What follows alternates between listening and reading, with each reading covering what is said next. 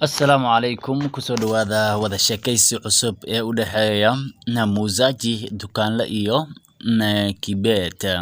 Muuzaji ayaa hadalka bilaabay, wuxuu leeyahay hujambo ma nabadba. Kibet wuxuu leeyahay si jambo waa nabad. Hali gani ayuu leeyahay xaaladda ka waran. Njema xaaladda waa fiican ama waan fiicanahay. Asante waad mahadsan tahay ayuu leeyahay. Nikusaidie vipi sideen ku caawiya. Unauza daftari na penseli, magada book iyo qalin ayuu leeyahay Kibet. Muuzaji dukaanle wuxuu leeyahay ndio ninauza daftari na penseli, waan gadaa book iyo qalin ayuu leeyahay. Unauzaje daftari na penseli moja ayuu leeyahay. Unauzaje imisa ku gadaa daftari na penseli moja, hal book iyo hal qalin imisa ku gadaa.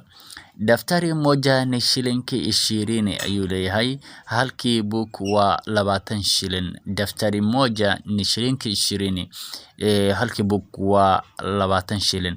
Penseli moja nayo ni shilinki 10, halkii penselna waa 10 shilin ayuu leeyahay. Bei yako iko juu sana ayuu leeyahay. Bei yako iko juu sana. Bei yako iko juu sana. Beecada waa mid aad u koreeya. Hapana, wuxuu leeyahay ninkii dukaan lahaa, hapana nikiuza bei ya chini nitapata hasara. Wuxuu leeyahay nikiuza bei ya chini, haddii aan alaabahan ku gada beec hoose nitapata hasara, waxa helaya qasaara ayaan galiyaa. Ninahitaji kupata faida ayuu leeyahay. Waxaan u baahanahay in aan faa'iidooyin ka helo waxa aan gaday. Ninahitaji kupata faida ili biashara yangu ikuwe, si ganacsigay u weynaado ama u koro. Waxaan u baahanahay inaan faa'iidooyin ka sameeyo waxa aan gaday, sidaa darteed ayaan alaabaha raqiis u gadi karin ayuu leeyahay.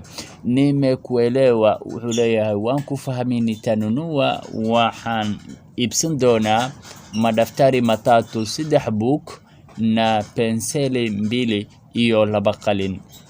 Nitanunua waxaan iibsan doonaa madaftari matatu, 3 book na penseli 2 iyo 2 qalin. Sawa ayuu leeyahay. Waayahay ayuu leeyahay dukaanlihi. Ngoja kidogo nikufungie bidhaa zako ayuu leeyahay. Suku xeer aan ku xira alaabahaada ayuu leeyahay bidhaa zako. Ereyada cusub ee halkan aan ka badan karno waxa waay muuzaji, ninka wax gadaaya. Mununuzine waxa la yiraahdaa ninka waxa iibsanaya ee gadanaya. Uza waa gadis wax la gadaaya. Bidhaa oo alaabaha la gadaaya iyo bay oo beeca shayga.